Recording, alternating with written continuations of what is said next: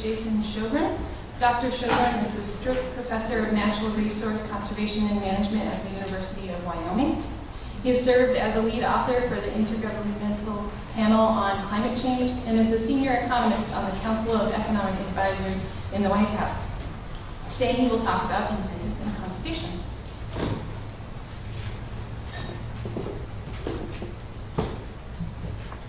Thanks for having me. I am an economist. Is there any other economists in the room? Two. I think in 30 years I can safely say I've never seen a slide of a charismatic anal gland before. As an economist, typically we stay away from that stuff. So, in thinking about incentives and conservation, I mean, most of you obviously are not economists, so maybe I could get another, raise your hands. How many of you non-economists trust economists? When we can figure out the economy, I'll tell you. That's probably better than I suspected, ex ante. But to think about it, sort of put it in context, to say that an economist only studies the economy is like saying a zoologist only studies what happens in the zoo, right? I mean, what we try to do is the way I try to frame it and explain it is more like we're applied philosophers, in the sense that we stick our nose in lots of different things and ask people to consider trade-offs and ask people to consider what they want versus what they need. And we try to frame the discussions so that we can allow policymakers to make choices. And I think that's our biggest role in the discussion, especially with endangered species, is not so much to say, save this, save that, but to frame the question, because we have lots of tools at our disposal. We have lots of people who know lots of things, but it's getting everybody in the same room to think about the same question at the same time is sort of our role in the process. And I'm sort of, my job is to be agnostic. My job is to promote efficiency, to try to get the most out of what we've got. And I remember one time I was at a conservation biology department in the University of Minnesota, and having a discussion. He said, "But we're all about scarcity." I said, "Well, that is economics. That's what we do too. So let's just see if we can get on the same page to start." So if we think about economics, so let's just take, sorry to bring you back to principles. It's the study of value created through trade and coordination. And that's really what we're up to. We're trying to figure out how to get more for what we've got, given that people are interacting at all sorts of different levels. And we're trying to understand this idea of economic value, which is market and non-market values. And we're trying to understand how, in terms of conservation, we're actually creating value. Now, we could sort of redefine it and not have value be about people, but then I'm out of a job. Okay, so, I mean, that's really what we're talking about.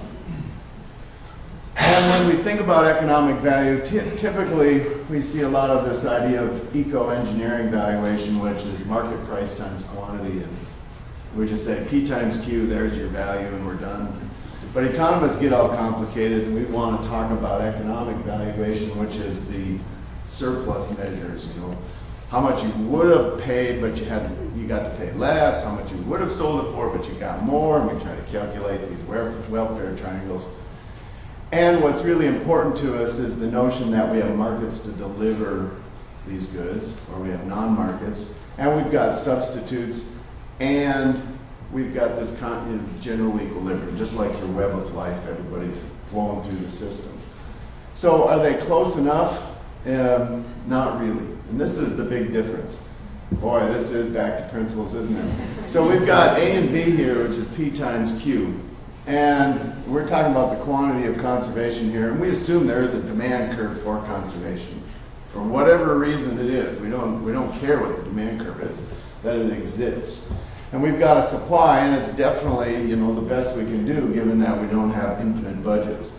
Now, if we're trying to measure value and we say it's A times B, and economists are talking to you, and they're talking in terms of A and C, no wonder we don't get along. Right? We're talking about two very different things, and it's only going to be by luck that C and B are going to be the same thing. It's going to depend on this elasticity of demand, so that if you've got a species that's incredibly small, incredibly rare, the demand curve might look like this, and the economist is actually your friend. Right? Because C is huge.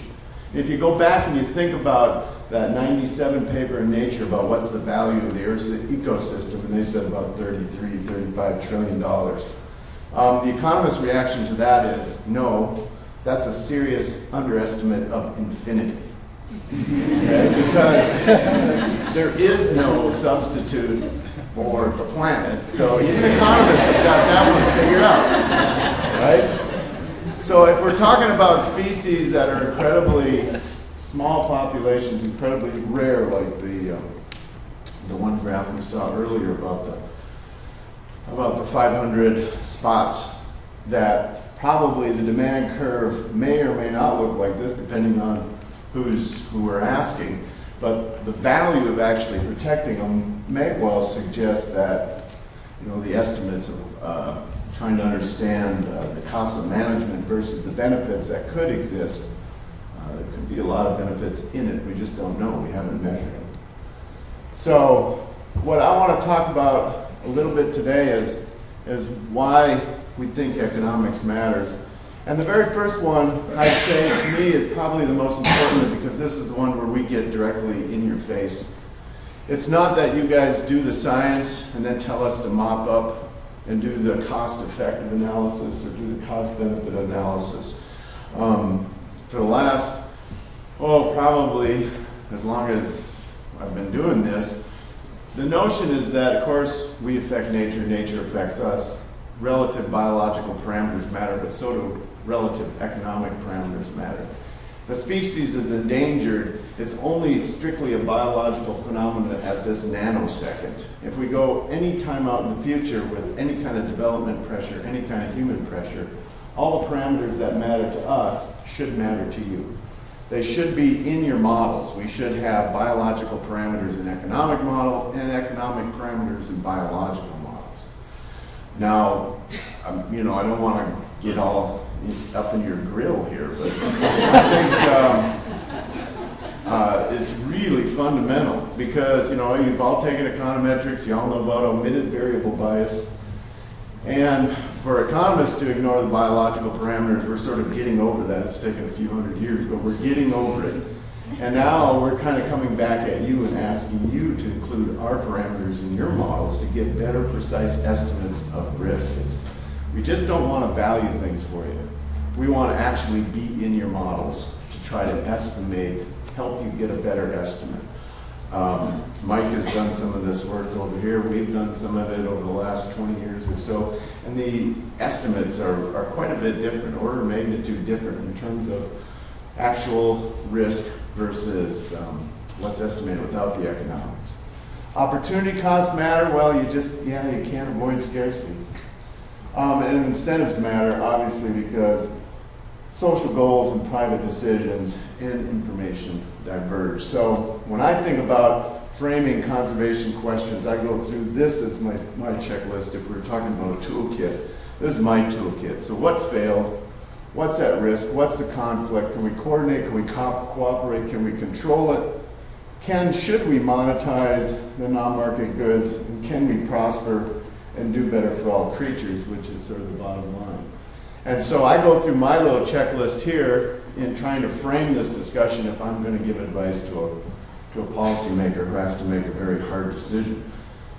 Being in Wyoming, our decisions aren't that hard. We don't have that many people. We've got 500,000 people, and that's nearly a doubling of the population in the last 20, 30 years. California, you guys got problems. I think I was in the California news just this last week. I got a phone call about the Delta smelt. And they said, what do you think about it as an economist? I said, man, you got a problem. That's what I think about it. I don't have an answer for you, but so I'm in the news saying you've got a problem. Not like you really needed meat from Wyoming. Right? I mean, where's the trade-offs are pretty fundamental here. So what is the problem? What failed? So typically when you think about an economist and you think about a market economy, we usually point to market failure as being the big one, you know. Externalities, public goods, non-convexities, asymmetric information, common property, open access resources. Monopolies are our typical way to think about market failure. And for small populations, a lot of times this could be the case if you have development that's encroaching on important habitat. But there's also other types of failure that we probably should consider. Coordination failure. Coordination games are probably the most important aspect of environmental policy that are underappreciated in terms of trying to understand multiple equilibria in some social system and how do we actually coordinate to a better place. Institutional or organizational failure. Yeah, this is sort of the dismal part of the dismal science. Even the people who are supposed to help us screwed up. Okay, now what? Right? Behavioral failure.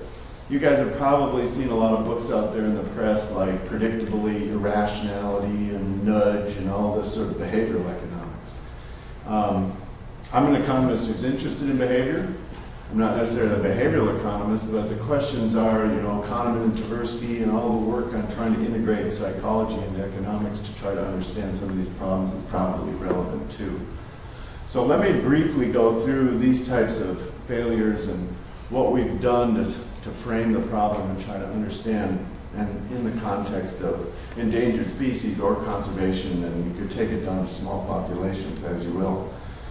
So we know that habitat conservation on private lands is a big thing, and the compensation question here is the biggest one. So if you get a market failure, economist reaction is to create a new market, either through a price or a quantity constraint or a liability rule, or somehow take what's otherwise free and put some sort of price on it so people get a signal that it is scarce and we want to pay attention to it.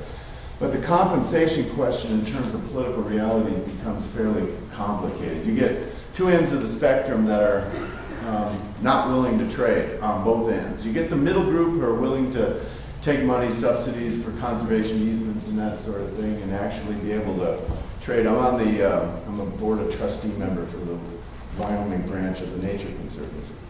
And so, you know, I watch deals being made all the time, buying ranches, selling ranches, putting, you know, we just bought, I don't know how much we spent, $6 million to buy a couple ranches in the middle of the state that we're gonna flip after we put easements on them. But there are extremes who do not want to give money to people to conserve because it's the right thing to do and they should just do it. And you got some ranchers who do not want money because they just see it as the nose of the camel coming in the tent, and pretty soon you got all sorts of helicopters and things flying around and telling you what to do, right? Even though Wyoming per capita has more federal subsidies than anywhere except for maybe Alaska. I think we're second. So, you know, the independent cowboy is kind of joking. Right? Biological needs, political realities, and these are the ones that I deal with every day. The sweat equity, people want it protected, want their privacy maintained, and they want their stewardship acknowledged. That is a big part of the Intermountain, Rocky Mountain West, is the political realities about the Endangered Species Act and trying to make a difference on private lands. The incentive ideas, you guys have probably seen a lot of them in terms of zoning all the way down to conservation easements, to conservation banking and tradable development rights. I'm not going to spend a lot of time. California has long been a pioneer in all these things, thinking about them. But this really is all about correcting market failure. Right? It's all about getting a price on something that doesn't have a price. Coordination failure, this is a little trickier because when we think about coordinating endangered species or small species protection, we're talking about games between peoples, games between neighbors, my reaction to your reaction, me knowing that you know that I know that you know, right? I mean, thinking about trying to coordinate across public lands and private lands when you're trying to create these corridors. I remember reading about the Y to Y project, right, from the Yucatan to the Yukon. I think it was first from Yellowstone, but now they've stretched it out. So it's Y to Y to Y.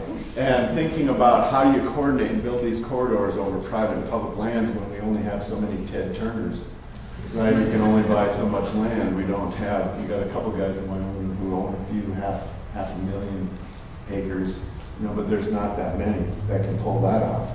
So how do you do it? Well, one idea we came up with was the agglomeration bonus. You might as well exploit network externalities in the sense that if you've got a retired acre somebody puts an easement on, let's pay them a little bit extra if it touches or is contiguous to another acre. It makes sense. I mean, that's why cities were formed, right, to get these network externalities. Well, here you got all the multiple Nash equilibria, payoff dominance, risk dominance, strategic uncertainty. It's all our jargon to say, how do you coordinate? Okay, if you've got coordination failure, you've got the fragmentation you're all worried about, and you have these second best habitats that we've created. We can think of biological efficiency and economic efficiency in the sense of, do we hit the target that you're trying to create, and do we do it at the least cost possible? Right, so here's a typical way we would do it. 2 players, they got 8 choices. Here they've got 4 different equilibria, 4 different Nash equilibria. We want to coordinate to this one. That's the social optimum. That's the risk dominant one. Well, people can do 4. You know, I mean, not great, but they can do it. And if you give them experience and let them talk much, let them talk, they will be able to coordinate. Now, of course, journal referees say this is too simple, so we built this game. 10 by 10 grids with 100 cells, 4 players, you own 25 cells, you got 68 plus thousand strategies, we got 68 to the 4 potential outcomes, we've got 7,000 plus Nash equilibria, and we have 1 that's the best. And all we give them is this agglomeration bonus menu that says if you touch your neighbor to the south, we pay you this, if you touch them to the west, we pay you that. And so we ran it, and here's our target habitat. You can imagine 4 neighbors here sitting, and this could be, we're trying to create a grizzly bear habitat or something. Okay, so if we just pay them per acre, you can see people retired the cheapest acre. They just, not the pattern we wanted if we just pay them a conservation easement per acre retired. Sorry, I take this back. We just made them, this is compulsion. Now we paid them to retire, and the pattern's about the same. And these are laboratory experiments we ran on students at the University of Wyoming. So they're actually retiring acres. Now we gave them the agglomeration bonus, and wow, yeah, it was like a miracle, right? I mean, people actually coordinated when they got paid. You know, it wasn't a big deal. Now the question is, can we move it to the field? People have been interested in this idea. People have talked about it. I've seen it pop up in different places in the non-economic literature. I'm happy that this idea is getting out there because you might as well take the money we have and use it smarter. You know, pay people to coordinate. You'll get coordination. You know, it pays off. And we'll see how it works. We also tried it with tradable set-asides, and you can see the same sort of pattern when you throw in the bonus. Institutional failure. I think I got like 2 minutes. I got a whole list of papers that basically says politics matters more than science. How about that? You know, you guys have your work cut out for you. You know, when I spent the year in the White House, I was the environmental economist, and my job was to do my best to communicate your fears to my principal, which was Janet Yellen, who's now the Ben Bernanke's vice president of the Federal Reserve. And nothing I said ever really bugged her. I mean, she was working on the macro economy until finally I said, you know, big things happen. Gulf streams can shift. Webs of life can unravel. Then I got her attention, right? So they're focused on things that, you know, this was during the Kyoto Protocol run up, and I couldn't get her attention as the chief economic advisor about what climate change really meant until I talked about the Gulf Stream shifting. Some big event with low probability, but really big, right? Yeah, politics matters. Behavioral failure, I don't have time to go through this one, but one of the things we're spending a lot of time arguing about in economics is whether actually paying people crowds out their incentive to do good things. Are we corrupting them with money? So you would do the right thing for the right reason because you're you, and then I offer you money. And the example that we give is there was a child care center in Israel, and they started charging a fine for when you were late. And the parents actually were later. But you went back and sort of reanalyzed the results, and what you found out, it was $5 an hour babysitting. I'd be late at $5 an hour babysitting, and that's a heck of a deal. If you look at real daycare centers, they charge like $1 a minute you're late, and people are never late. So the question about crowding out intrinsic motivations with extrinsic rewards, we're right in the middle of this debate, and whether or not we can actually, we're screwing things up by trying to make things better. I have, yeah, okay, that's, whoa, there you go. Yeah, okay, so that's just what I said, except I say an equation, and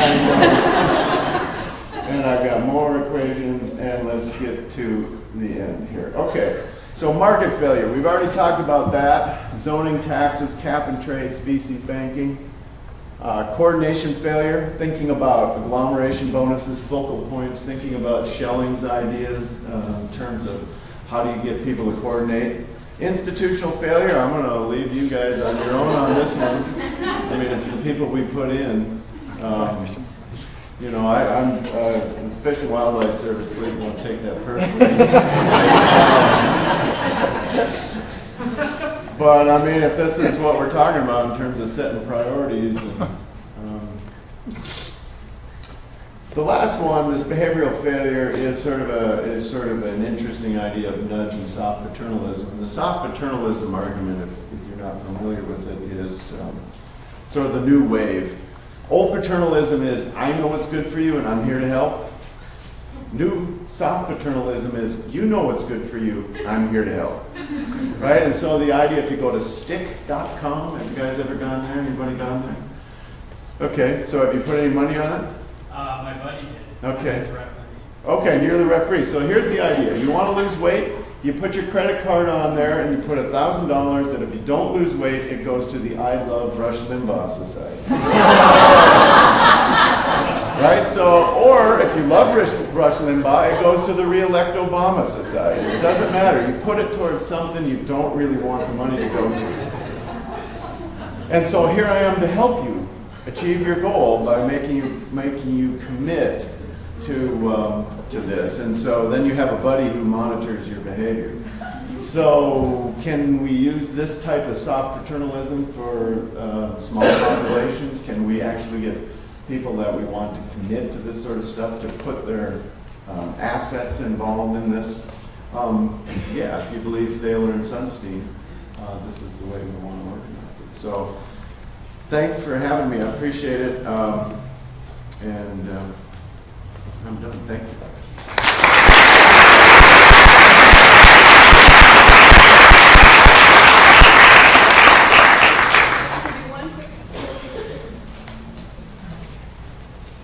So I'm interested in this the idea that I don't know how you put it on your slide, but basically appealing to the better angels of people's nature versus paying them. Right. And that you may actually undermine them by paying them. Is there empirical evidence that that's the case? And so the question is, the question is, will monetary incentives drive out your goodwill? Yeah, no, there is. There is empirical evidence that paying people will drive out social preferences. You know, and you start focusing in on yourself. But there is also evidence that waiting for people to act on those social preferences is pretty slow, right? And so the big debate about energy efficiency is, do you adopt energy technology because it's the right thing to do, or do you need a price spike in the price of gasoline to start riding a bike or driving a Prius? And so the debate goes back and forth about whether or not waiting for people to do the right thing, even though we know that we want to do the right thing, takes too long versus interjecting in prices to get them to move quicker and then driving out that. And that's sort of, I don't think we have an answer to that, but there's definitely evidence that it does. Especially with endangered species, is not so much to say, save this, save that, but to frame the question, because we have lots of tools at our disposal. We have lots of people who know lots of things, but it's getting everybody in the same room to think about the same question at the same time is sort of our role in the process. And I'm sort of, my job is to be agnostic. My job is to promote efficiency, to try to get the most out of what we've got. And I remember one time I was at a conservation biology department in the University of Minnesota, and having a discussion. He said, "But we're all about scarcity."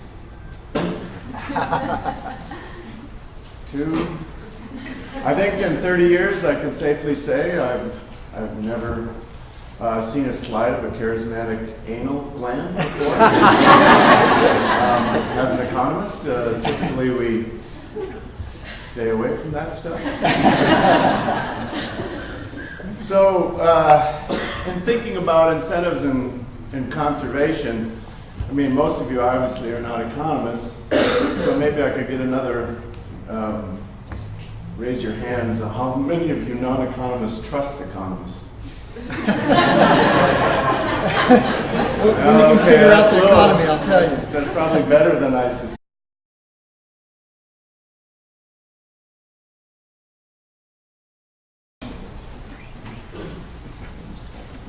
Okay. Our last speaker before lunch will be Shogren. Dr. Shogren is the Stroop Professor of Natural Resource Conservation and Management at the University of Wyoming. He has served as a lead author for the Intergovernmental Panel on Climate Change and is a senior economist on the Council of Economic Advisors in the White House. Today he will talk about incentives in conservation.